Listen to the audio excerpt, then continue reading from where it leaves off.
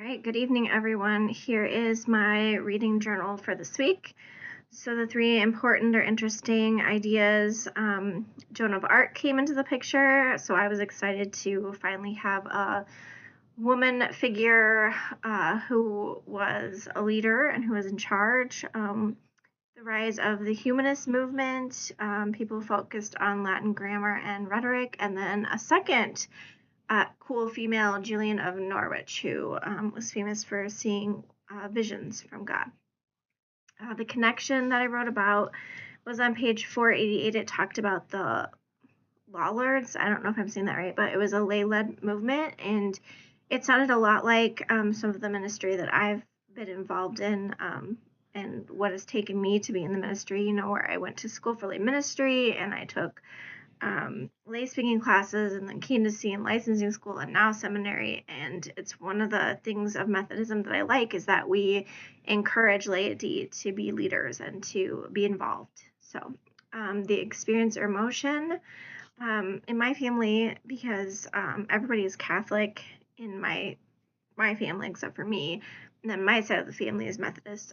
We talk a lot about how for Catholics there's really no pressure to read their Bible, and in fact, a lot of them don't have their own Bible. And so when I was reading about Wycliffe arguing that the Bible, if it's this authority on spiritual life, then everybody should have access to it, I was like totally in agreement with it. That yeah, if we're supposed to understand this stuff, we should have access to it, and we should be reading it ourselves. It seemed kind of obvious to me.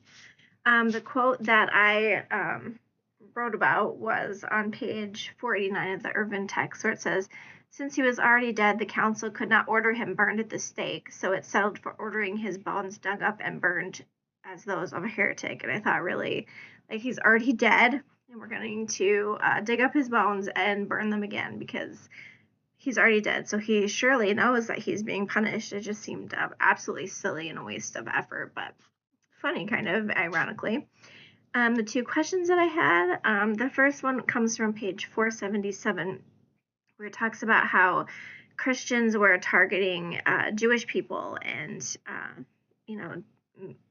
not torturing them, but being mean to them and making them go through things that they didn't need to. And I often read those and I wonder why we cannot remember the past, and that we were once in that position too. And it seems that it happens again and again, that we forget what was done to us, and we do it to other people without remembering the pain that we've suffered, that history repeats itself. And the second question was from page 480 of Irvin, where it talks about how there was this debate about whether Mary, the mother of Jesus, was free of original sin when she gave birth to Jesus. And personally, I don't think it matters. I mean, it doesn't matter. That's my question. But also, how can she have been free of sin unless God just like magically made it so that she never sinned? And how would we ever know that unless God spoke the words to us? So, I mean, there's a lot of questions there, but that was from my reading this week. So I will talk to you again on Monday.